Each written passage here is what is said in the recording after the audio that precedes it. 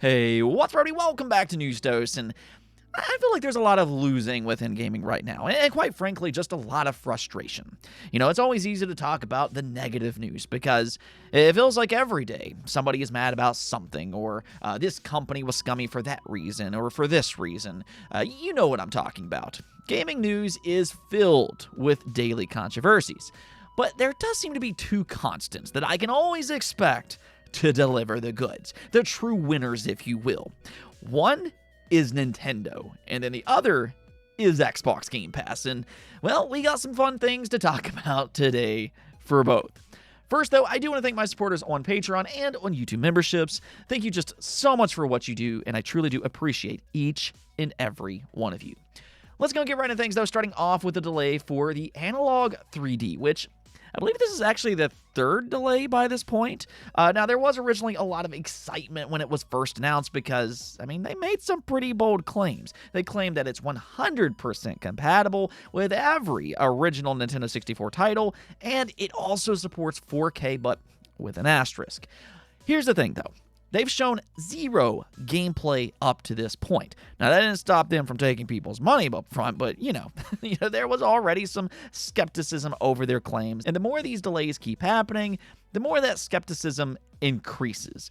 Now, this time they are blaming this on sudden tariff changes, albeit they will absorb the extra cost for whatever that may be.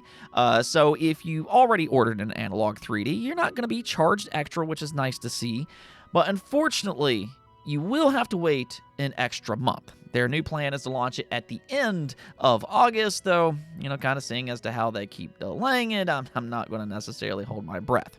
I'll just be happy if it launches by the end of 2025, because for as much criticism as they've received for the lead up of the 3D, and maybe rightfully so, but generally, Analogue does make very good consoles. Now, moving on here, the early days for the Switch 2 has been, I'm going to call it interesting for third-party games, depending on how you look at it. On one side, the Switch 2 seems to be positioned very well within the market of power. It seemingly can play a lot of what the PS5 and the Xbox Series can, albeit, you know, with some technical sacrifices. But by all indication, the Switch 2 should get a lot more third-party support this generation just because it is a very capable machine. The only problem is that they introduced the infamous game keycards, and so far, I mean, most third-party companies are using those game keycards. Now, does any of this have any relation to the lower than low of sales expectations that third-party companies reported? Maybe, maybe not, but there is certainly a lot of curiosity for future Switch 2 games and whether they will be on an actual cartridge. Well, I have some good news, and then I also have some bad news. So we'll first start off with the good news here. There's been a lot of back and forth in this, but it's now been officially confirmed. Sega will indeed release Sonic Racing Crossworlds on an actual Switch 2 cartridge. So big congrats to gamers here. It seems like Sega is for the fans. But I don't know if we can say quite the same thing for Square Enix. For whatever reason, Dragon Quest 1 and 2 HD will be on a Switch 2 game keycard, and if you opt for the Switch 1 physical edition instead, which I imagine a lot of people will do that, well, unfortunately, they're locking you out of any kind of Switch 2 enhancement. In other words, there's not going to be any kind of upgrade path, which is absolutely ridiculous. I mean, Level 5 gave us like a $3 upgrade for Fantasy Life-I, yet somehow Square Enix, this massive company, can't offer an upgrade path for one of their biggest franchises. Just absolutely ridiculous. But hey, that's Square for you. Sega has been a leading publisher in Japan in recent years for a very good reason. That's because they listen to their fans and are making good choices, whereas Square Enix, well, you know, they always seem to be a little late on any given good trend. Now, speaking of the Switch 2, 007 First Light will be heading to the Switch 2 in the future, which, I mean, I actually feel like this is a perfect fit because 007 has an extensive history on Nintendo consoles. I mean, you have to remember that GoldenEye was a Rareware made exclusive for the Nintendo 64. That was a pivotal game for that platform and really was one of the games that helped evolve first-person shooters. So I'm really glad to see that the new 007 will come over to the Switch 2, but admittedly, I am somewhat amused by their recent statement that the Switch 2 port is quote-unquote quite easy. Now, I do believe them in the sense that, yes, the Switch 2 is very capable, and they should easily be able to port it over to that platform, but at the same time, I can't help but recognize the irony in their confidence, considering their Hitman port has performance problems on the Switch 2. Now, they did admit that that's an issue. They're actually working to fix that right now, but they claim that they're using Hitman as a learning experience for their next Switch 2 game. Either which way, though, the good news here is the 007 The First Light will indeed come over to the Switch 2, which again highlights the potential third-party support that Nintendo could receive this generation. Okay, so let's go moving over to the big news, and the first story here is quite bonanzas, I have to say.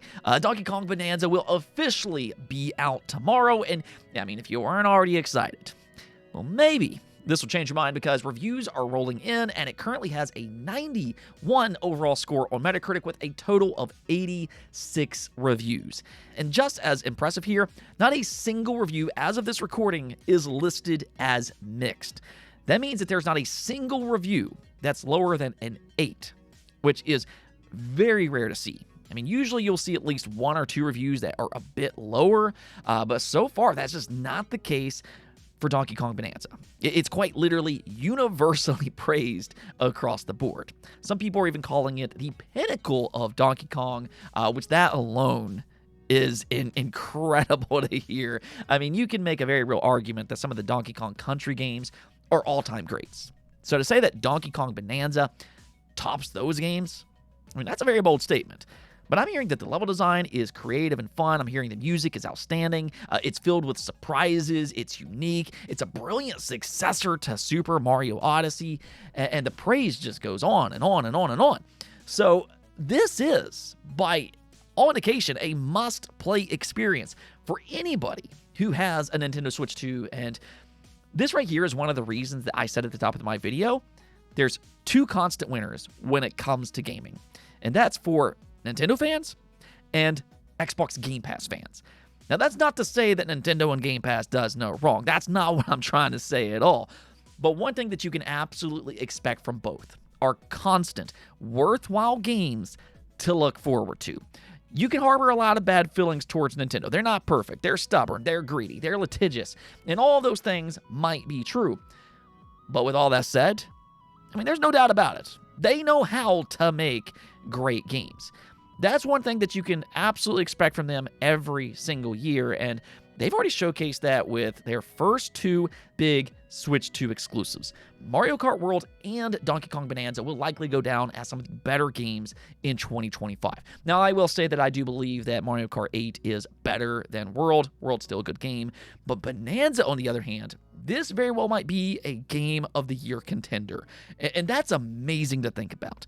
Some people might not realize this, but if Donkey Kong Bonanza is a Game of the Year contender, that would mean that a 3D platformer would be in that position for the 3rd time in just the last 5 years, including Psychonauts 2 and Astrobot.